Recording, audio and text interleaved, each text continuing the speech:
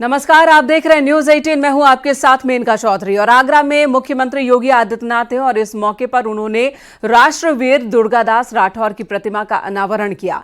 इसी दौरान उन्होंने यूपी की 10 सीटों पर होने वाले उपचुनाव को लेकर भी बड़ा संदेश दिया। सीएम योगी ने मंच से सभी को एकजुट रहने का आह्वान किया है और साथ ही उन्होंने कहा कि हमें भारत को विकसित बनाने के लिए काम करना है। सीएम ने कहा कि राष्ट्र से बढ़कर कुछ नहीं हो सकता। राष्ट्र तभी सशक्त होगा जब हम रहेंगे एकजुट। बटेंगे तो कट जाएंगे। बांग्लादेश में जो गलतियां हुई उन्हें यहां नहीं होना चाहिए।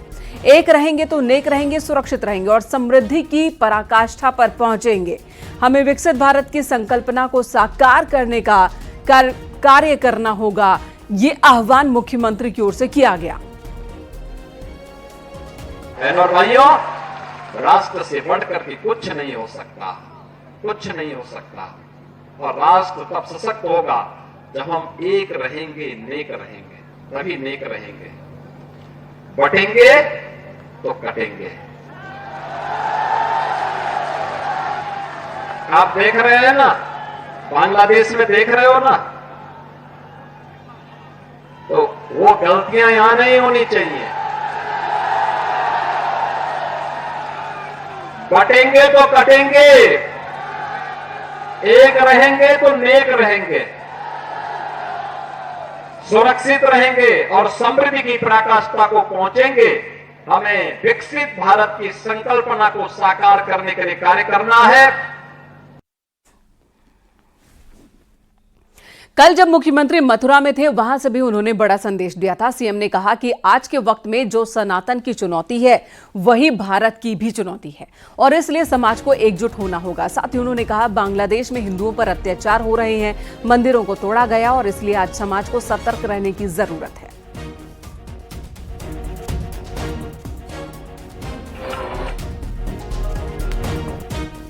जो चुनौती सनातन धर्म के सामने है वही भारत की चुनौती है और जो भारत की चुनौती है वही सनातन धर्म की चुनौती है।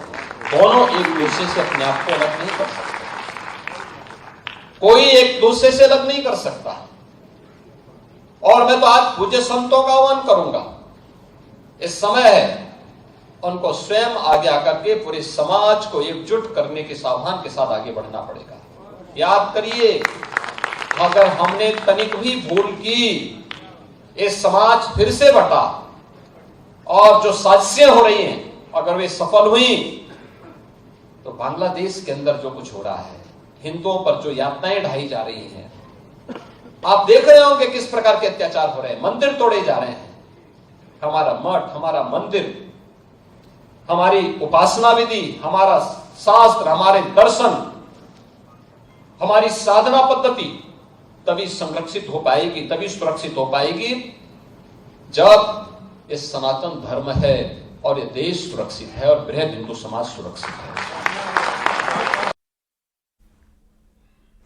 तो सीएम योगी आदित्यनाथ बार बार ये अपील कर रहे हैं कि सभी हिंदुओं को एकजुट होना होगा, एकता का संदेश देना होगा, बंटना नहीं होना होगा।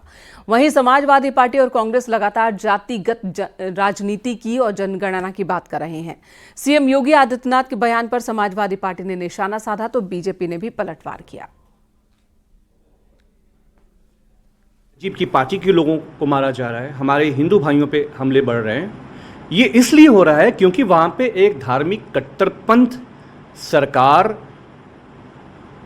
धीरे धीरे आ रही है।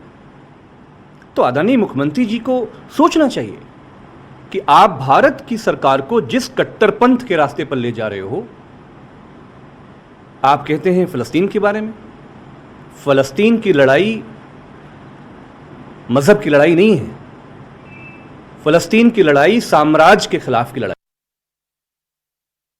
करी बातें करना बहुत आसान है और देश में बहुत सारे नेता ऐसे हैं जो जानबूझ करके विभेद उत्पन्न करने के लिए, विभाजन की भावना उत्पन्न करने के लिए बयान देते रहते हैं।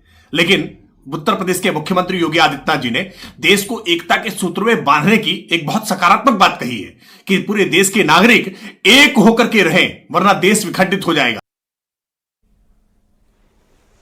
तो समाजवादी पार्टी के प्रवक्ता अमीन जमाई अब भी फिलिस्तीन का बचाव करते दिख रहे हैं। यहां सीएम योगी आदित्यनाथ ने एक और बड़ी बात कही थी कि जो लोग फिलिस्तीन की बात करते हैं वो बांग्लादेश पर चुप हैं।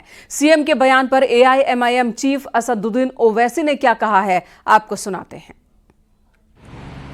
तो जब वो खुद इस तरह की बातें करते हैं और देश की अखंडता और यूनिटी की बात जब वो करते हैं, तो उनके मुंह से जब इतने सब अनाप शनाप बातें निकलती हैं, तो फिर वो तो कुछ और ही बात कर रहे हैं। तो बांटेंगे तो कटेंगे, भाई आप ही तो बांट रहे हैं। कौन बांट रहा है? आप ही तो बांट रहे हैं। आप ही ने कहा था कि इस बाई इलेक्शन जो होने जा रहे हैं उसमें मुसलमान और यादव ऑफिसर्स नहीं होना चाहिए।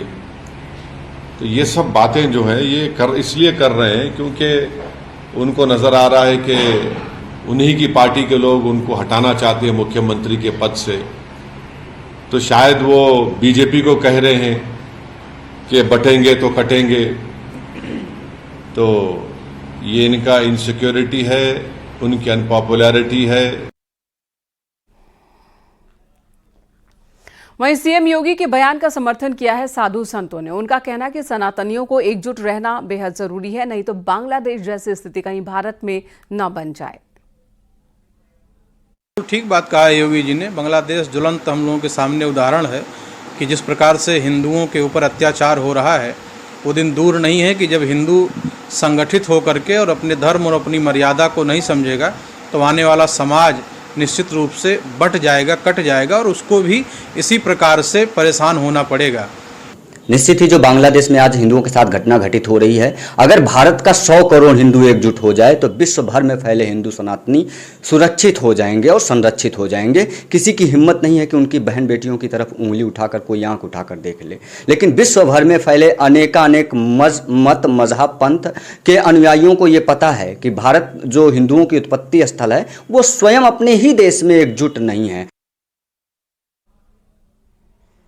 सीएम योगी बार बार हिंदुओं को एकजुट रहने का आह्वान कर रहे हैं, लेकिन अगर दूसरे दलों की बात की जाए तो जातिगत जनगणना के मुद्दे पर अडिग है। समाजवादी पार्टी के अध्यक्ष अखिलेश यादव का कहना है कि हर दल जातिगत जनगणना चाहता है, बीजेपी भी इसी रास्ते पर चलेगी। हमें उम्मीद है कि जनगणना होगी, हम हमेशा से इसके पक्षधर रहे हैं, उम्मीद है इसका डेटा आएगा। बीजेपी पिछड़ों का सम्मान नहीं करती, ये आरोप अखिलेश यादव की ओर से लगाए गए।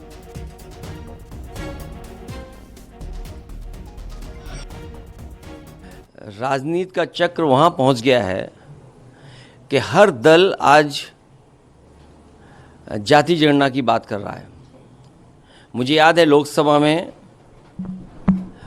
दक्षिण भारत के समाजवादी पार्टी आदरणीय लालू प्रसाद यादव जी, शरद यादव जी और बहुत सारे नेता खासकर दक्षिण भारत के इस बात की मांग उठाते रहे हैं लोकसभा में कि जाति जनगणना हो।